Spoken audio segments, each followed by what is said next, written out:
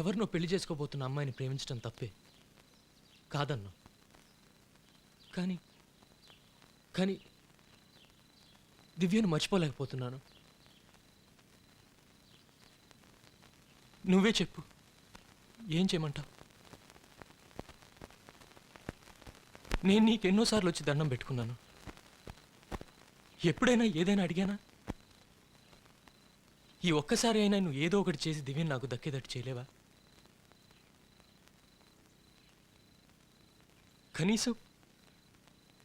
కనీసం తన జీవితంలో వస్తుందని ముందే తెలుసుంటే నేను ఏదో ఒకలా కష్టపడి తను పొందే అర్హత సంపాదించుకునేవాడిని కదా. కానీ ఇప్పుడేం చేయటం? అంతా అయిపోయాక. సూరి,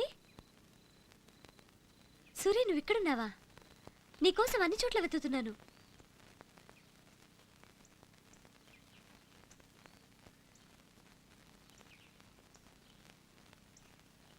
ఏం లేదు.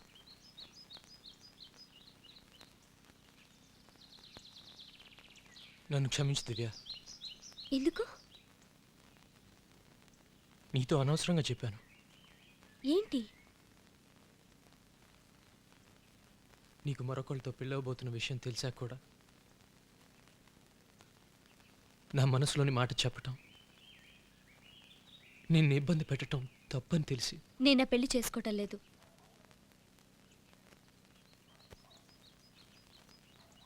ఏ? సూరి, ప్రేమనే మాటకి అర్థమేంటో నాకు తెలీదు. తెలుసుకోవాల్సిన అవసరం ఎప్పుడూ కనిపించలేదు. ఏదో పుట్టాం గనక బతకటం తప్పదన్న మనస్థితిలో ఇప్పటి వరకు ఉన్నాను. కానీ నిన్ను కలిసిన తర్వాత, నీతో గడిపిన సమయంలో మొట్టమొదటిసారిగా అసలు జీవితానికి అర్థమేంటో తెలిసింది. సూరి, చాలా ఆలోచించిన తర్వాత నేను ఈ నిర్ణయానికి వచ్చాను. ఎట్టి పరిస్థితుల్లోనూ నాకు నువ్వు కావాలి.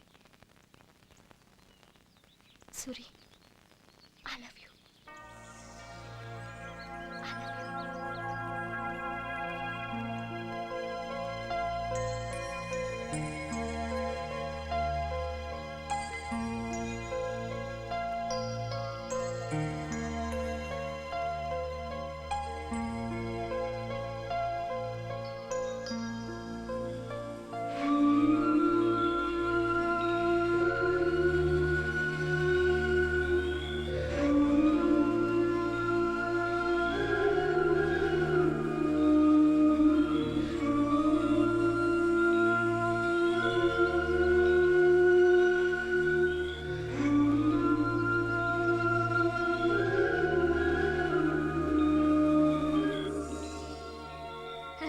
ఏం మాట్లాడవేంటి?